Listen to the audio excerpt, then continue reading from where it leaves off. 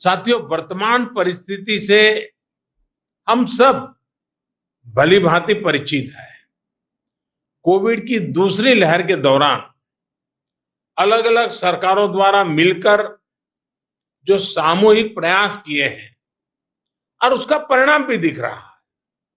लेकिन north east के कुछ जिले ऐसे हैं जहां संक्रमण के मामलों में बढ़ोतरी दर्ज की जा रही है। इन संकेतों को हमें पकड़ना होगा। हमें और सतर्क रहने की जरूरत है और लोगों को भी लगातार सतर्क करते रहना पड़ेगा। संक्रमण को फैलने से रोकने के लिए हमें माइक्रो लेवल पर और सख्त कदम उठाने होंगे। और अभी हेमंता जी बता रहे थे कि उन्होंने लॉकडाउन का रास्ता नहीं चुना, माइक्रो कंटेनमेंट जोन का रास्ता चुना। 6000 से अधिक माइक्रो कंटेनमेंट जोन बनाए। इसके कारण रिस्पॉन्सिबिलिटी तय हो सकती है। उस माइक्रो कंटेनमेंट के जोन का जो इंचार्ज होगा उसे पूछ सकते भाई कैसे गड़बड़ हुआ, क्यों नहीं हुआ, कैसे अच्छा हुआ। इसलिए जितना जोर माइक्रो कंटेनमेंट जोन पर हम लगाएंगे, हम इस परिस्थिति से जल्दी बाहर आएंगे। और बीते 1.5 साल में जो अनुभव हमें मिले, जो बेस्ट प्रैक्टिसेस हमने देखी है, हमें उसका भी पूरा इस्तेमाल करना होगा। देश के अलग अलग राज्यों ने भी नए नए इनोवेटिव तरीके चुनाए हैं। आपके राज्य में भी कुछ जिले होंगे, कुछ गांव होंगे, कुछ अफसर होंगे जिन्होंने बड़े इनोवेटिव तरीके से इन चीजों को हैंडल किया होगा। ये बेस्ट प्रैक्टिसेस को आइडेंटिफाई करके उसको जितना ज्यादा हम प्रचारित करेंगे, हमें सुविधा होगी। साथियों, हमें कोरोना वायरस के हर वेरिएंट पर भी नजर रखनी होगी, क्योंकि ये बिल्कुल बहुरूपिया है, बार बार अपने रंग रूप बदल देता है और उसके कारण हमारे लिए भी चुनौतियां खड़ी करता है। और इसलिए हमें हर वेरिएंट पर बहुत बारीकी से नजर रखनी पड़ेगी। म्यूटेशन के बाद ये कितना परेशान करने वाला होगा, इस बारे में एक्सपर्ट्स लगातार स्टडी कर रहे हैं। पूरी टीम हर बदलाव पर नजर कर रही है। ऐसे में प्रिवेंशन और ट्रीटमेंट ये बहुत जरूरी है।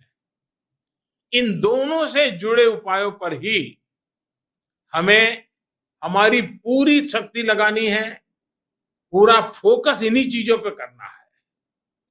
वायरस का प्रहार वो 2 गज की दूरी, मास्क और वैक्सीनेशन के कवच के सामने कमजोर पड़ जाएगा। और ये हम पिछले 1.5 साल के अनुभव से देखा है। वही टेस्टिंग, ट्रैकिंग और ट्रीटमेंट, इसकी जो हमारी रणनीति है, जो हमारा इंफ्रास्ट्रक्चर है, वो अगर बेहतर होगा तो ज्यादा से ज्यादा जीवन बचाने में हम सफल रहेंगे। ये पूरी दुनिया के अनुभवों से प्रमाणित हो चुका है।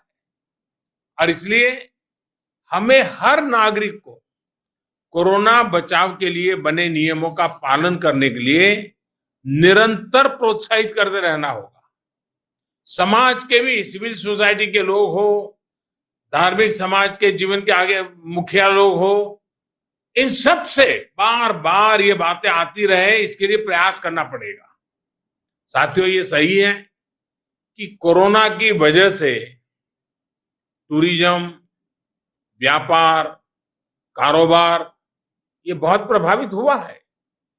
लेकिन आज मैं बहुत जोर देकर कहूंगा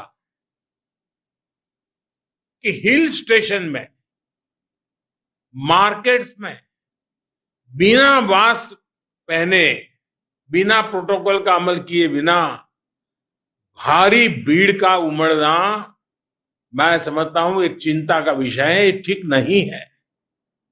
कई बार हम ये तर्क सुनते हैं और कुछ लोग तो बड़ा सीना तान करके बोलते हैं, अरे भाई, तीसरी लहर आने से पहले हम एंजॉय करना चाहते हैं। ये बात लोगों को समझाना जरूरी है कि तीसरी लहर अपने आप नहीं आएगी। कभी कभी लोग सवाल पूछते हैं, तीसरी लहर की क्या तैयारी की है, तीसरी लहर के लिए आप क्या करेंगे। आज सवाल ये होना चाहिए हमारे मन में कि तीसरी लहर को आने से कैसे रोकना है, हमारे प्रोटोकॉल को चुस्ती से कैसे अमल करना है।